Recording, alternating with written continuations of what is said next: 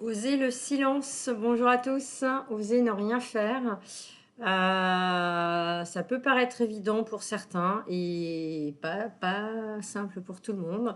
Moi-même, il y a quelques années, il y a 8 ans à peu près, en fait, je ne concevais pas de m'asseoir sur un canapé et de ne rien faire. Il y avait une partie de moi qui voulait pas, qui ne s'autorisait pas.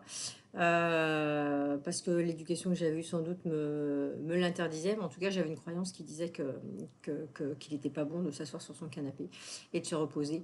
Donc je vous invite vraiment à oser ce silence-là, cette non-activité. Elle peut prendre plusieurs formes parce que quand on n'est pas habitué, ça, on ne sait pas forcément par où commencer et on n'est pas forcément très à l'aise avec ça. Mais c'est vraiment dans le silence et dans la non-activité que vous allez pouvoir vous reconnecter et faire baisser un petit peu cette pression que vous pouvez vous mettre.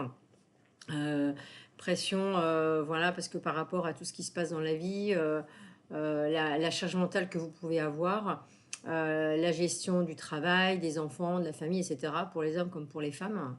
Euh, et en tout cas, ces moments de repos, de retour à soi. Alors certains l'appellent méditation, moi, le mot méditation ne me convient pas, puisque voilà, à chaque fois, en tout cas, ça ne me parle pas parce que ça me fait rentrer dans une case et j'aime pas rentrer dans les cases.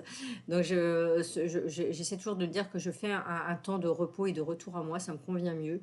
Parce que chacun va trouver ce temps, il va faire comme il va pouvoir en fait. Alors que la méditation, ça mettait dans une forme qu'il faut faire comme ci, comme ça, ou peut-être que j'avais une mauvaise idée de la méditation.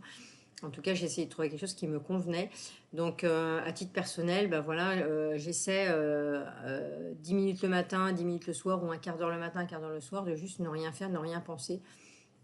Et vraiment d'être dans ce lâcher prise où voilà, on prend juste ce qui est. Là, je le fais en même temps, mais c'est vraiment accepter ce qui est. Et en fait, même sans essayer de respirer comme il faut, etc., c'est juste déjà observer ce qui se passe quand vous fermez les yeux et quand vous respirez, en fait, comment vous respirez? Est-ce que c'est facile? Est-ce que c'est compliqué? Est-ce qu'il y a des choses qui remontent? Quelquefois, il peut y avoir des... bah, là, je me sens un petit peu bloquée, là, bizarrement. Donc, mais en tout cas, voilà, il peut y avoir des petites choses qui vous freinent. Mais pas vous arrêter là-dessus et de se dire, ok, c'est ok, en fait. Voilà. Mais observez ce qui se passe, en tout cas, en vous, quand vous êtes dans ce temps de repos. Parce que c'est là où vous allez vraiment pouvoir vous connecter à vous-même, vous dire, en fait, tout va bien, ici et maintenant, tout va bien. Et souvent, on est dans ce mental qu'il faut faire, qu'il faut penser aux courses, qu'il faut penser à prendre le rendez-vous pour le dentiste, pour les yeux, je sais pas quoi, ou parce qu'au boulot ça va mal et que demain En fait, on est toujours dans cette suractivité, hyperactivité mentale ou physique. Pour certains, ça va être hyperactivité physique, c'est-à-dire qu'ils vont aller combler sans arrêt par du mouvement. Il y a toujours un besoin de faire quelque chose. Je dis pas qu'il faut ne rien faire, mais je parle vraiment des gens qui n'arrivent pas à avoir des temps de pause, en fait. Voilà. Et de réussir à retrouver ce calme. Et vraiment, moi, ça m'a appris à me déconnecter et à me dire que, ben, en fait, j'étais OK avec le fait de rien faire à certains moments. Et que ça, alors ça, je l'ai bien même, je l'ai bien même travaillé. Je pense que j'ai fait ma crise d'adolescence à 47-48 ans. Mais en tout état de cause, ça va, voilà, vous permettre de faire, voilà. Et si c'est pas ok pour vous de vous retrouver dans une pièce tout seul à être assis et ne rien faire hein, dans la position que vous voulez, c'est pas d'être allongé, c'est plutôt d'être quand même assis quelque part. Bah, essayez de commencer peut-être par marcher. Marcher, mais sans téléphone, sans musique. C'est vraiment se reconnecter avec ce qui se passe autour de vous, se reconnecter à la nature éventuellement. Alors, selon où on habite, c'est pas toujours sympa, c'est pas toujours facile, ou aller dans un jardin public, enfin voilà, il y a tout un tas de lieux, et voir ce qui se passe en vous quand vous faites ça. Est-ce que le fait, ne serait-ce que d'aller vous balader autour de chez vous pendant 15 minutes, est-ce que c'est agréable ou pas du tout? Est-ce que c'est, voilà, est-ce que vous avez l'impression que ça sert à rien? Parce qu'on a l'impression de ne rien faire, parce qu'on n'est pas habitué, donc en fait, il peut y avoir une forme d'ennui. Mais et je vous invite quand même à pousser l'expérience un peu plus loin.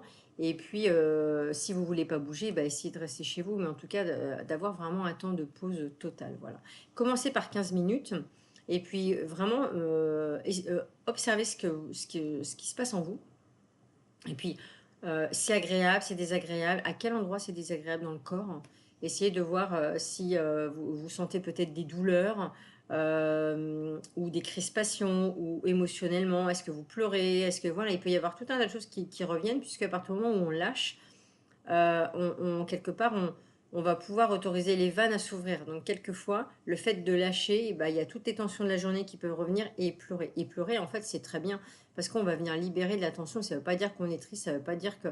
C'est juste une tension qui se libère, en fait, hein. Pleurer, moi, ça m'arrive de pleurer de moins en moins parce que j'ai de moins en moins de tension. Mais en tout cas, ça m'est arrivé plein de fois. Et c'est juste quelquefois, on ne sait même pas pourquoi on pleure, mais c'est juste on sent qu'il y a un truc qui doit sortir, et ben faut le laisser sortir en fait. Et vous verrez que plus vous aurez l'habitude de d'oser pleurer, en fait, par exemple, et ben vous allez vous rendre compte que ben en fait après on se sent mieux. Et voilà. Et alors après, c'est pas de rentrer enfin, il y a à certains moments, on a besoin aussi de pleurer souvent. Moi, à partir du moment, le jour où j'ai ouvert le robinet il y a quelques années, il s'est pas arrêté tout de suite. C'est-à-dire que le moindre truc, je pleurais. Dès qu'il y avait une émotivité, je pleurais. Donc parce que j'étais en train de me reconnecter, j'avais tellement été dans le contrôle pendant très longtemps que tout d'un coup, je lâchais ces barrières, comme si le mental, il avait lâché, tout s'était fissuré, donc en fait, il n'y avait plus d'armure, et je me trouvais vulnérable. Et là, j'étais face à toutes mes émotions que j'avais accumulées depuis l'enfance, en fait. Et forcément, le moindre truc, comme je m'autorisais aujourd'hui dans cette vulnérabilité, au début, je chialais pour la moindre truc qu'on me disait, etc. Pourquoi? Parce qu'avant, je n'osais pas dire, donc je contenais à l'intérieur. Et à un moment donné, j'ai dit, bah non, maintenant je contiens plus, je lâche. Alors quelqu'un m'a dit, mais t'es en dépression, ça va pas. J'ai dit, mais non, c'est juste que je suis en train de me libérer et que voilà. Et c'est pas toujours facile à comprendre. Mais en tout état de cause, moi, les pleurs, je les considère toujours, et même aujourd'hui encore, ça m'arrive à certains moments, dans des conditions particulières, de pleurer, mais c'est juste parce que j'accepte cette émotivité-là, cette sensibilité-là, et que je suis OK avec elle. C'est surtout ça. Donc voilà. Donc, et pleurer, c'est peut-être comme manger. Il faut accepter que bah, des fois, on a juste besoin de lâcher quelque chose. Et vraiment, sans y mettre, à un moment donné, je me suis rendu compte personnellement que je pleurais. Quelquefois, je ne savais pas pourquoi. Et je me suis dit, mais c'est pas grave en fait. C'est juste que, bah, en fait, je lâche quelque chose, une tension peut-être, un truc. Et en plus, ça durait. Plus j'ai accepté ça, moins ça durait longtemps. C'est-à-dire, je suis passée de temps où j'ai vraiment été dans. Quand j'étais dans mes souffrances, où voilà, c'était tout le temps, enfin, ça n'a pas été simple. Alors qu'aujourd'hui, éventuellement, je vais avoir un petit truc qui va venir, une petite émotion qui va me traverser, où je vais repenser à quelque chose et il y avoir des larmes, mais ça va durer 2 secondes, 3 secondes en fait, vous voyez. Donc comme aujourd'hui, mes émotions, je les laisse traverser, bah, mon corps, il accumule plus. Donc comme il accumule plus, bah, il a plus besoin de sortir, puisque c'est géré pratiquement à chaque fois en fait. Donc voilà, et ça, je l'ai fait grâce au lâcher-prise. Alors le fameux lâcher-prise dont tout le monde parle et on y met tout ce qu'on veut, mais c'est vraiment d'aller lâcher-prise pour moi, c'est la définition que j'en ai et comment moi je l'aperçois, c'est se faire confiance et arrêter de vouloir maîtriser les choses pour aller bien. C'est-à-dire que souvent, on a besoin de maîtriser, contrôler pour venir se rassurer quelque part à quelque chose. Et à un moment donné, de toute façon, à un moment donné, on n'a pas le choix. Dans certains cas, on n'a pas le choix parce que soit il y a la maladie, soit il y a des épuisements, soit il y a des... Enfin voilà, il peut y avoir... Ça peut arriver de plein de manières. À un moment donné, notre corps, il en peut plus en fait et il dit mais stop en fait. Parce que quand on est toujours dans la maîtrise des choses, quand on a toujours besoin de contrôler ce que fait l'autre, même avec les amis, hein, enfin voilà, en tout cas pour tout un tas de choses ou pour les enfants, à un moment donné, le cerveau il peut plus en fait. Donc à un moment donné, ça claque d'une manière ou d'une autre, soit physiquement, soit dans le mental. Mais en tout cas, à un moment donné, ça clash. Ou alors, vous allez vous trouver, je vous dis, vous allez vous choper des maladies parce que on crée de la tension dans le corps. Et quand on crée de la tension dans le corps, ça crée des boules d'énergie qui vont se matérialiser quelque part à certains dans le corps. Donc voilà, selon chacun à différents niveaux. Et c'est justement de réussir à rééquilibrer un petit peu toutes ces énergies-là et à les laisser être, en fait. Voilà. Et à les voir aussi, quand on est en tension, qu'est-ce que cette tension vient nous dire. Voilà. Et ça, on peut commencer à vraiment à le voir quand on est dans ces temps de repos et de silence. Et tout le monde n'a pas envie d'y aller parce qu'on sait que quand on est dans ces temps-là, on ne sait pas ce qui va se passer parce qu'on n'a pas été habitué peut-être dans l'enfance à être dans ces moments où il ne se passe rien, où il y a du vide, où on peut être créatif quelque part, où on peut laisser notre imagination faire. Et qu'aujourd'hui, on a tendance à combler, en fait, dès qu'il y a un vide, à donner des jouets, à donner des livres, à écouter de la musique. En fait, on vient combler dès qu'il y a un trou. Et ça empêche quelque part cette créativité-là. Alors, quand je dis créativité, elle peut être à tout niveau, hein. Ça peut être l'écriture, ça peut être la peinture, ça peut être même dessiner, même sans savoir bien dessiner, c'est pas le sujet. La créativité, c'est pas forcément de bien faire, c'est ou la créativité dans une recette de cuisine, ça peut être la créativité, elle est à plein de niveaux en fait, une manière d'aller chercher quelque part des choses que tout à chacun on a en nous, mais qu'on n'exploite pas parce qu'on a pris l'habitude de prendre des choses toutes faites quelque part. Et qui nous empêchent justement d'exprimer notre pouvoir intérieur. Et je vous dis, quel que soit le niveau, hein, moi, j'ai pas de, alors, j'étais pas du tout, quand on a commencé à me parler de créativité, j'ai dit, mais moi, je suis pas peintre, je dessine pas. Enfin, et en fait, j'ai compris que la créativité, elle peut être elle peut se jouer à plein de niveaux, en fait. Donc ça peut être, si je fais de la course à pied, par exemple moi, pour être clair, par exemple le sport, bon vous avez, je sais pas si vous avez bien compris, mais en tout cas j'aime pas les choses qui rentrent dans les cases. Donc j'aime pas la méditation parce qu'elle va elle va m'obliger quelque part à rentrer dans un cadre qui me convient pas. Dans le sport c'est pareil. Donc en fait ce que je fais c'est quand je fais mon activité physique, ben, en fait je me sers un petit peu tout et je fais ma propre je fais mes propres exercices. J'ai pris un peu partout parce que je me dis, bah, tiens, aujourd'hui j'ai envie de faire ça, demain j'ai envie de faire ça. Donc en fait, je suis quelque part créatrice de mon propre sport. Voilà. Donc je me sers de plein de choses et je fais ma mixture à moi. Parce que j'aime bien ça et ça me correspond mieux. Dans les recettes de cuisine, souvent j'aime bien rajouter quelque chose. Alors des fois ça rate, mais au moins, voilà, cet esprit créatif, il est là, cet esprit de créer quelque chose. Et ça peut être simplement dessiner sur un bout de... Ça m'arrive aussi de dessiner, je ne suis pas du tout dessinatrice, j'ai aucun talent de dessinateur, mais en fait je m'en fous un petit peu. Mais à certains moments donnés, si j'ai envie de faire des choses, mais en fait je les dessine et c'est comme c'est. Et c'est juste peut-être laisser ce qui est venir. Ça peut être aussi dans l'écriture, ça peut être créer des histoires, pas forcément longues en fait. La créativité, elle n'est pas... elle n'est pas dans un objectif forcément de réussite et de perfection. Enfin, en tout cas, c'est comme ça que je l'aperçois. C'est comme ça que j'ai appris aussi à être beaucoup plus tolérante avec moi-même sur cette recherche de perfection en disant mais commence par des petites choses et en fait au fur et à mesure moi ça m'est arrivé d'écrire, je suis pas à certains moments j'écris et puis à certains moments donnés comme je n'aime pas la routine je passe vite d'un truc à un autre donc c'est assez compliqué, ça peut être assez compliqué à me suivre mais en tout état de cause, c'est une forme de créativité aussi, voilà. Mais c'est vrai que j'ai du mal à faire toujours la même chose, voilà.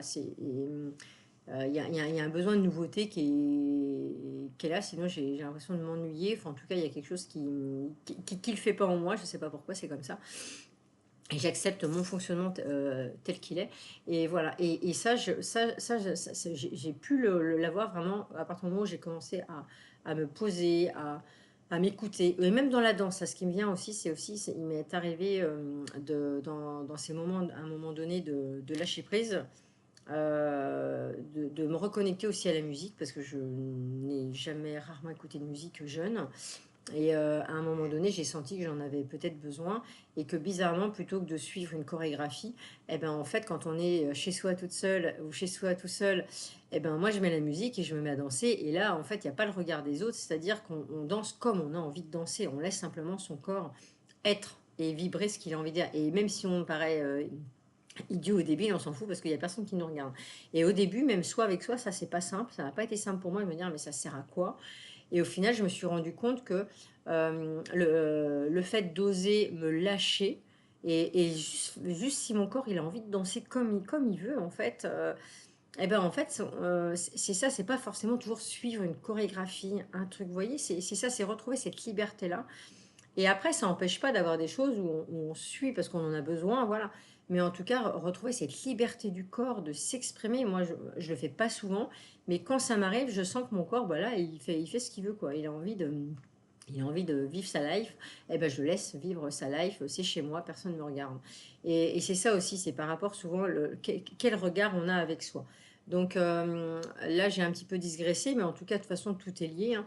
Mais et c'est peut-être dans ces moments de vide. Alors si ces moments de vide vous n'arrivez pas à les faire, peut-être c'est justement mettre un petit peu de musique et danser et voir ce qui se passe, vous voyez? Chacun va dire: «Bah, non, mais ça, c'est pas acceptable, j'ai du mal à y aller, bah, je vais peut-être essayer autrement». Moi, je sais que à titre perso, j'aime pas qu'on me dise vraiment tout ce que je dois faire, donc en fait, chacun adapte. C'est hyper important. Moi, j'ai toujours adapté des choses parce que sinon, je me mettais une pression à dire: «Mais ça, j'arrive pas à le faire». Et je me suis dit: «Mais je vais arrêter de me mettre la pression parce que j'arrive pas, par exemple, à méditer». Moi, ça a été une vraie problématique pour moi de pas réussir à méditer, comme on m'avait dit, soi-disant, de le faire. Et je me suis foutu la paix avec ça en me disant: «Mais en fait, fais ton temps calme à toi, essaie de voir ce qui te convient». Et progressivement, je fais mes temps de pause comme je peux, en fait. Mais l'idée, c'est vraiment d'arrêter de combler, de recevoir. Quand vous faites des jeux vidéo, quand vous êtes à la télé, vous êtes totalement. Alors, on en a besoin. En fait, on peut faire tout ça. C'est pas le sujet. C'est pas de dire qu'il faut plus faire de jeux vidéo, pas regarder la télé. C'est pas du tout ça. C'est de se dire à un moment donné, on stoppe tout et on ne fait rien. C'est ça en fait l'idée. Parce que sinon, on prend simplement des images, on est inactif et des fois le cerveau il a juste besoin, quand on a eu sa journée des fois qui est pas simple, de regarder un film merdique ou de regarder de l'humour, enfin voilà, de regarder. Des fois, on a juste besoin de lâcher et de regarder un film ou de regarder une émission qui a ni queue ni tête. Ben, en fait, c'est très bien parce que ça permet justement de se foutre la paix. Mais essayez en plus d'avoir un temps où il n'y a rien. Voilà. Je vous invite à ça. N'hésitez pas à me dire en commentaire ou aller sur mon site internet. Et puis, si vous voulez plus d'informations, et si vous avez du mal à le faire aussi, n'hésitez pas. Je pourrais au moins vous conseiller gratuitement, hein, pour ça en tout cas, sur si vous arrivez vraiment à avoir ce temps de pause dans votre journée. Voilà, belle journée à vous et à une prochaine. Au revoir.